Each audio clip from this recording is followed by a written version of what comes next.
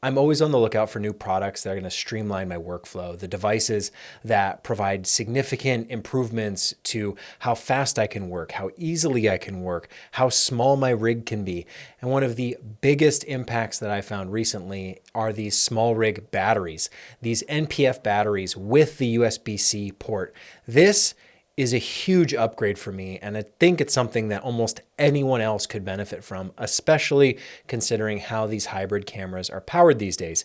If you've watched my content in the past, you'll know I used to use, and from your perspective, you probably think I still use, the Anton Bauer Titan base battery systems. I really like these. I think they're great. They solved a problem for me, which was how do I power my camera, my monitor, and any other devices I want to attach to my rig all from one battery. And for the longest time, the Anton Bauer Titan base was that solution, a battery that fit right under the camera that just powered everything. I could run USB-C PD off of it. I could do, power my monitor, but it required all these extra cables and cords and components.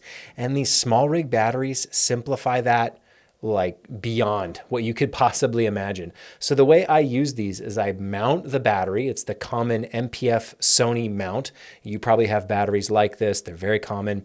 Almost any LCD or power hungry device is going to want a battery like this. I mount it right to my Shinobi, the Shinobi 1, not the Shinobi 2. We've talked about that in another video. And I use the USB-C PD port to run a small USB-C cord right to my camera. In this case, it's the S5 Mark II, but this would work for any modern hybrid camera that can power itself over USB-C. So this isn't your really expensive, huge V-mount batteries, which are very popular and SMALLRIG also makes, but they're kind of quite expensive. And when you look at the capacity of these batteries in particular, I think it's upwards of like 10,000 milliamp hours or whatever the rating is. It lasts a long time, certainly enough to power just a camera for a full day. If that's all you were powering off this one battery, it'll get your camera through the whole day. Now, if you're looking to power a monitor and your camera, you're probably looking at, I don't know, maybe 6 hours of runtime, something like that. At least for me, that's what I would kind of estimate my experience has been, where I can power my camera, I can power the monitor, and I don't have to worry about changing batteries all day long. It's such a game changer when you approach production this way. And I know the common thing, a lot of people, maybe you're not one of them, but there's two solutions. There's the people with batteries in their pockets, or they're having to constantly run to their bag to switch batteries, because a lot of the hybrid batteries just don't have a big enough capacity. The battery in the camera just can't power it for all that long. On the flip side of that equation, you have people getting the Anton Bauer batteries, the V-mount batteries, these big chunky blocks that are maybe powering their gimbals and all sorts of extra external power hungry equipment. And that's a fine solution too, but it's big, it's bulky, it's heavy. And if you know me, I don't like that style. I like things to be really simple, really streamlined, but still get all those benefits of having an external monitor so I can use false color, I can check my waveforms, I can have that bigger screen to really make sure my focus is good, my exposure is good, all those things. It's also more comfortable to have a monitor above the camera, especially if you're holding the camera in your hands. You can kind of like look down at it. You don't have to worry about the flip screen flipping the right direction. An external monitor is very, very functional in terms of how it helps you shoot and the improvements that can be made with the help of an external monitor. But coupling that with powering the camera. Now, the way this powers the camera is it's just constantly charging that internal battery. So you still use your normal camera battery, but you never have to take it out. You never have to swap it because it's always just getting powered through that USB-C PD port. And so you have what I would consider all-day battery or infinite battery. Yes, you can get 2 of these batteries and swap them if you do run a really long shoot. But if you're powering your monitor down, powering your camera down from time to time during breaks, you should have more than enough juice to film for a long, long period of time off of one battery. I think the capacity on these SMALLRIG batteries is actually greater than on those Anton Bauer Titan bases. And last I checked, those Titan bases were kind of expensive. At the lowest of the low end I've ever seen them was around $200. I think maybe more of an average is like $300. And on the high end, I've actually seen them for like $400, depending on the time of year and availability and all that. These SMALLRIG batteries, by comparison, are incredibly cheap. I think I bought mine for around $60. Of course, that's going to depend on region and availability and if there's any deals or discounts. But if you think $60 for one battery that can power everything basically for a full day, why wouldn't you buy 1, 2, 3, or 4 of them? You know, it's that obvious because it's so much better. And of course, you can recharge the battery either with your Sony chargers or using the USB-C plug. And that's how I do it. And having that two-way USB-C power is what is so amazing because I can get power off of this battery 2 different ways, from the classic Sony MPF mount as well as the USB-C mount. That comes in extra handy if I do need to charge my phone, which granted, I'm not doing all that often. It's just kind of like a nice secondary backup benefit for the 1% of time you may need to power your phone. But in addition to that, you can power things that tend to get low towards the end of the day, like maybe your audio receiver if you're using a wireless microphone system such as the DJI mics. That receiver is USB-C. And so if it's getting low on power, you can actually just change where your power's plugged, and instead of taking it from the camera, put it, right into the audio receiver. And so that battery can charge basically anything that takes USB-C power.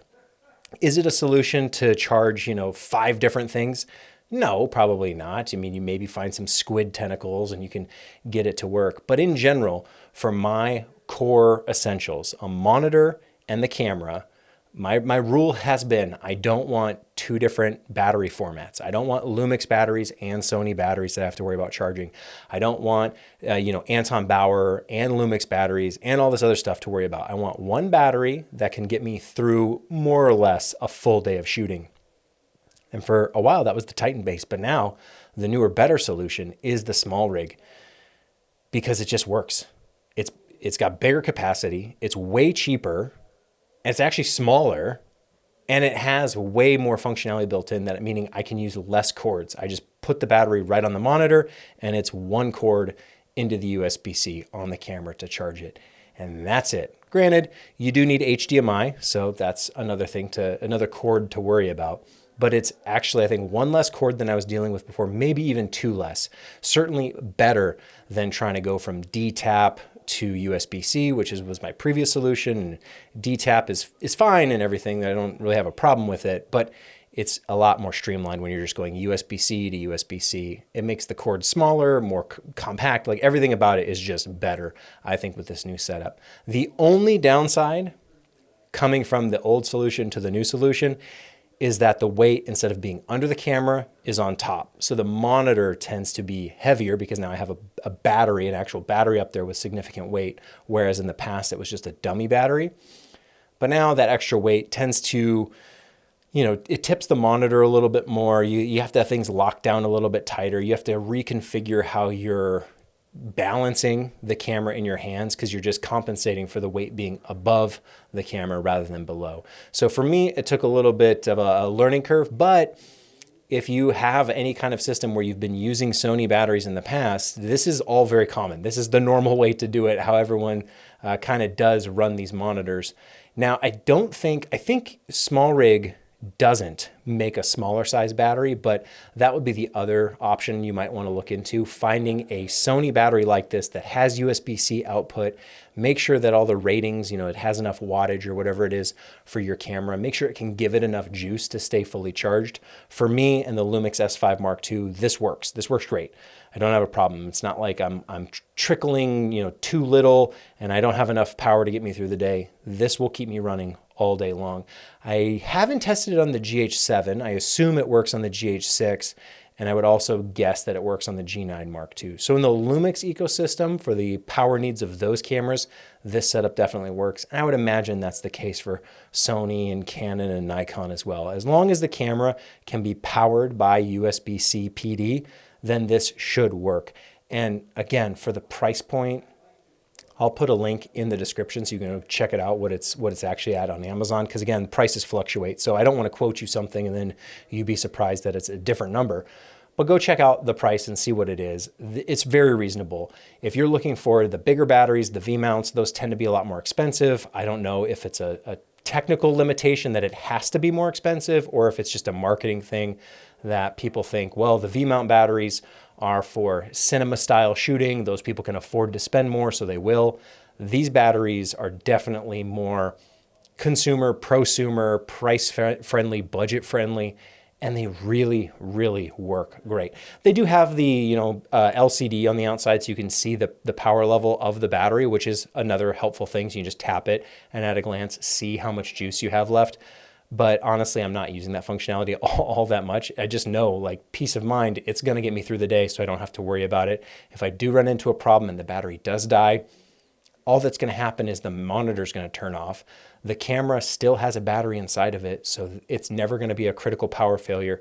And that's why I love this solution. It's really safe to shoot this way, and it's really easy to shoot this way. So it's something I would recommend to basically anyone. I can't think of a reason why it's a bad solution. If anything, it's only going to save you time, energy, money, all of those good things. It's one of my favorite recent products, and it's something that I'm clearly excited about, and it's just a battery. Most people would be like, what's the big deal? It's just a battery.